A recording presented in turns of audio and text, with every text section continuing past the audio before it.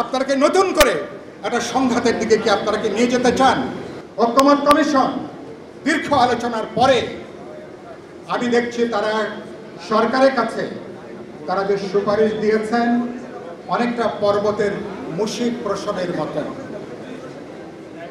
দীর্ঘ আলোচনা এবং সরকারের এই প্রস্তাবনাকে ইতিমধ্যে আমাদের তরুণদের দল এনসিপি এটাকে প্রতারণা হিসেবে তারা আখ্যায়িত করেছেন। বিএনপি মির্জা ফখরুল ইসলাম আলমগীর দলের মহাসচিব এখানে তিনি বসে আছেন, ইতিমধ্যে তারা এক ধরনের বিশ্বাসঘাতকতা, এক ধরনের প্রতারণা হিসেবে তারা আখ্যায়িত করেছেন। খুবই দুর্ভাগ্যের এটা, এবং এই শব্দ বাক্য আমাদেরকে শুনতে হচ্ছে। তার মানে ঐকমত্য কমিশন এখন তাহলে কি তারা প্রতারণা এবং বিশ্বাস ভঙ্গের দায়ে এখন তারা কি অভিযুক্ত?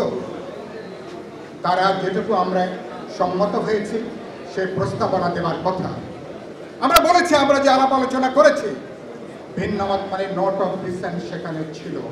এটাকে বাদ দিয়ে কোনো প্রস্তাবনা আপনাদের দেবার কথা না।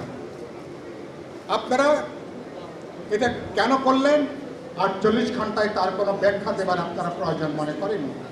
দ্বিতীয়ত, এই সরকার তার একটা অন্তর্বর্তী সরকার, বিদ্যমান সংবিধান এবং সংবিধানের 106 ধারাতে রেফারেন্সের ভিত্তিতে সরকার শপথ গ্রহণ করেছেন।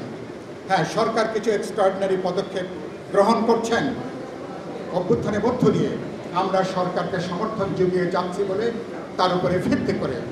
কিন্তু এই সরকার তারা কিভাবে একটা সংবিধান সংশোধনের মতন একটা গুরুত্বপূর্ণ প্রশ্নে তারা কি কোনো নির্বাহী আদেশ জারি করে তারা কি সংবিধানের কোনো সংশোধনের আদেশ জারি করতে পারেন না। এটা বাংলাদেশে গত 53-54 বছরের কোনো দ্বিতীয় নজির নাই।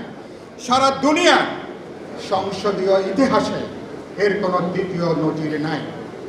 কোনো অধ্যাদেশ জারি করলে রাষ্ট্রপতির মধ্য দিয়ে সেটা জারি হয়, এবং ঐকমত্য কমিশন যে পরামর্শ দিয়েছেন সরকার যদি সে পথে হাঁটে তার মানে বিদ্যমান সংবিধানের বিরুদ্ধে, যে সংবিধান ছুঁয়ে আপনারা শপথ নিয়েছেন 14 মাস, যেই সংবিধানের অনুসারে আপনারা ক্ষমতায় আছেন, বাস্তবে তার বিরুদ্ধে তাকে বাস্তবে নাল অ্যান্ড ভয়েড করে তাকে বিসর্জন দিয়ে আপনাদেরকে সরকারে থাকতে হবে।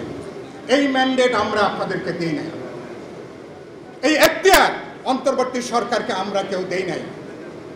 খুবই দুর্ভাগ্যের কথা, ঐকমত্য কমিশন কিভাবে এরকম একটা প্রস্তাবনা তারা দেয়। তা আপনাদের ইন্টেনশন নিয়ে কেউ যদি প্রশ্ন করে, আপনাদের উদ্দেশ্য নিয়ে কেউ যদি প্রশ্ন করে, আপনারা দেশটাকে বাস্তবে আপনারা কোথায় নিয়ে যেতে চান? আপনারা কি নতুন করে একটা সংঘাতের দিকে কি আপনারা কি নিয়ে যেতে চান? আমি মনে করি এই জায়গায় দাঁড়ানোর কোনো সুযোগ নেই।